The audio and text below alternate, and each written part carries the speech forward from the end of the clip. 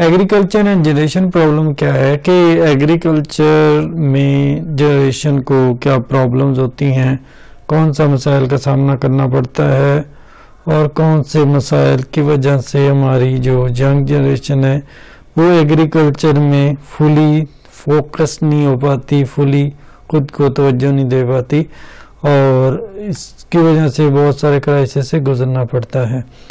तो सबसे पहले agriculture and generation problem can be explain as under, मतलब एग्रीकल्चर के लिहाज से प्रॉब्लम्स कौन कौन से सामने आती है। सबसे पहले स्मॉल स्केल एग्रीकल्चर सर्वाइव्स, मतलब स्मॉल लेवल पे जो कंट्रीज हैं उनको बहुत ज़्यादा मसाइल का सामना करना पड़ता है। मींस उनको यूथ को अनएम्प्लॉयमेंट और अंडर एम्प्लॉयमेंट रेशियो की वजह से जो कि ज़्यादातर आपके रूरल एरियाज में पाए जाते हैं, मतलब एग्रीकल्चर का ज़्यादातर जो काम होता है वो रूरल एरिया में होता है, तो उनको वो फैसिलिटीज़ नहीं प्रोवाइड की जाती, उनको सोर्स नहीं मिलते, रिसोर्सेज नहीं होते, जिसकी वजह से वो काम नहीं कर पाते। तो सबसे पहले स्मॉल स्केल एग्रीकल्चर सर्वाइव्स है। उसके बाद लार्ज स्केल एग्रीकल्चर सर्वाइव, मतलब बड़े पैमाने पर अगर लार्ज स्केल पे आपने काम करना है तो आपको बहुत सारे मसाइल का सामना करना पड़ता है।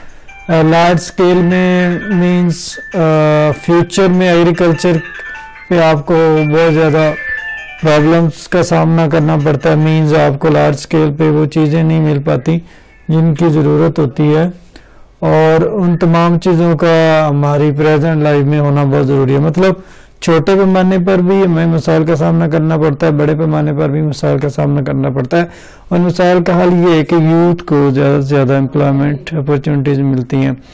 Relationship between youth people and farming, मतलब जो रिलेशनशिप होता है जो यंग पीपल और फार्मर जो होते हैं उनमें means if we want to consider the future relation between young people, farming and food, there are various fields of study which we need to get our heads around and put to work।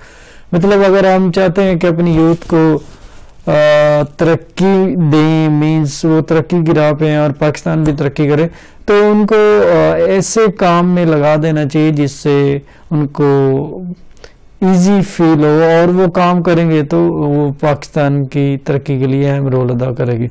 उसके बाद youth persistence क्या है, मतलब उनको consistent working में रखना। One important strength of childhood youth study is their persistence that we study young people in their own rights and from their own perspective. मतलब ये चीज़ है कि जो जिस फील्ड में जाना चाहता है, जिस फील्ड में काम करना चाहता है, उसको उसी फील्ड में जाने दिया जाए। मतलब उन पे कोई रिस्ट्रिक्शंस नहीं ऐड करनी चाहिए, उनको पाबंदियां नहीं लगानी चाहिए कि आप ये काम करो, ये काम करो, ये काम करो, ये काम करोगे तो ये चीज़ है, ये काम करोगे तो ये चीज़ है।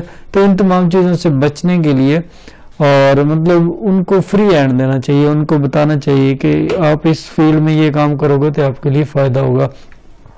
रूरल यूथ भी हमारे बहुत ज़्यादा प्रॉब्लम है, मतलब उनको लंबे अरसे तक वो काम नहीं कर पाते, वो मतलब बिजी नहीं रह पाते और हमें क्या चाहिए कि जो रूरल यूथ है उनको ज़्यादा से ज़्यादा एजुकेटेड, मतलब एजुकेशन प्रोवाइड करनी चाहिए। उनको ज़्यादा से ज़्यादा एजुकेशन प्रोवाइड करेंगे देन डेफिनेटली उनको at the end of their career they can get a good opportunities regarding jobs. मतलब जॉब हासिल करने के लिए अगर उनके पास एजुकेशन होगी definitely they will be successful. Next one है अनएम्प्लॉयमेंट यूथ, मतलब जो अनएम्प्लॉयमेंट यूथ है जिनको अपॉर्चुनिटीज नहीं मिलती, लास्ट 2 डेकेड से बहुत सारे प्रॉब्लम्स का सामना करना पड़ रहा है, तो उनकी रेशियो बहुत ज़्यादा है। उनकी रेशियो को कम करने के लिए ज़रूरी ये है कि उनको इंटरेस्टिंग काम दिए जाएं, टेक्निकल स्किल्स दी जाएं और मेन एंड वेमेन दोनों को बताया जाए कि you have to do like this, and अगर आप कन्विंस किया जाए।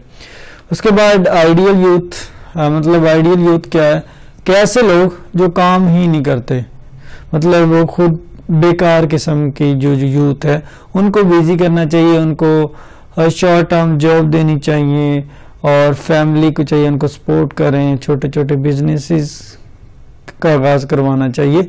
ये तमाम चीज़ों का होना ज़रूरी है।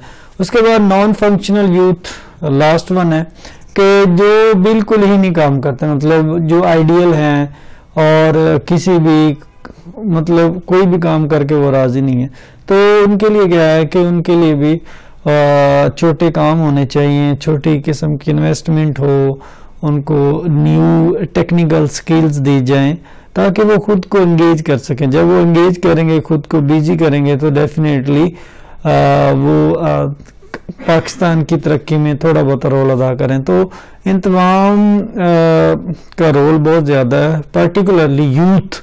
अगर आपकी यूथ, किसी भी कंट्री की यूथ, ना सिर्फ पाकिस्तान की बल्कि किसी भी कंट्री की यूथ आइडियल होगी, बेकार होगी, काम नहीं करेगी, तो वो मुल्क कभी भी तरक्की नहीं कर सकता। तो इसलिए ज़रूरी है कि यूथ को काम करना चाहिए, यूथ को प्रैक्टिकली लाइफ में ज़्यादा से ज़्यादा पार्टिसिपेट करना चाहिए। और गवर्नमेंट की क्या रिस्पॉन्सिबिलिटीज़ हैं, उनको एम्प्लॉयमेंट अपॉर्चुनिटीज़ प्रोवाइड की जाएँ। अगर एम्प्लॉयमेंट अपॉर्चुनिटीज़ नहीं है तो उसको छोटे लेवल पर उनको कुछ मनी प्रोवाइड की जाए ताकि वो किसी भी छोटे बिजनेस का आगाज़ कर सकें। तो इन तमाम चीज़ों का होना बहुत ज़रूरी है, जिससे आपकी यूथ को कंट्रोल किया जा सकता है। मतलब इससे यूथ एंड जनरेशन की प्रॉब्लम्स में कमी आ जाती है। तो इन तमाम चीज़ों का होना बहुत ज़रूरी है।